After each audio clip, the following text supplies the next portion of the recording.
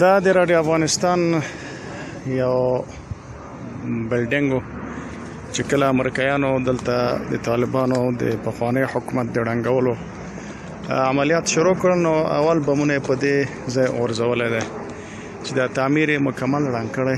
تاسو کتلی شئ اوسه پورې ړنګ دی.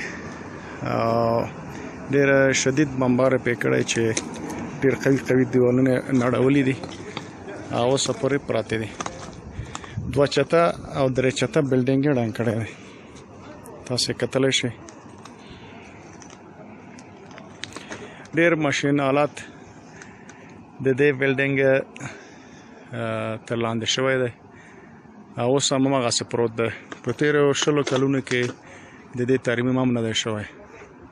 امریکایانو غوښتل چې د افغانستان د هغه وخت د اسلامي حکومت آواز بند کړي، ځکه په هغه وخت کې شریعت غږ راډیو یا د افغانستان راډیو دا یوازینی د اطلاعاتو د رسولو ذریعه وه. امریکایانو اول بمونه په دې ځای وغورځوله چې د شریعت غږ راډیو نشرات ودروي او د امریکې په خلاف د جهاد جذبه او د جهاد هغه د هڅې هغه ناکامې کړي. ولله الحمد 20 کلونه وروسته بیرته دا ځای د اسلامي امارت تر کنټرول لاندې دی او د وحشیانو وحشت په دې ځای کې ښه ښکاره کېږي.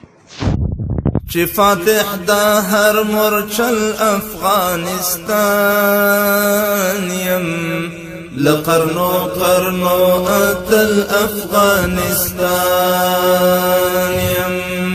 چې فاتح دا هر مورچل افغانستان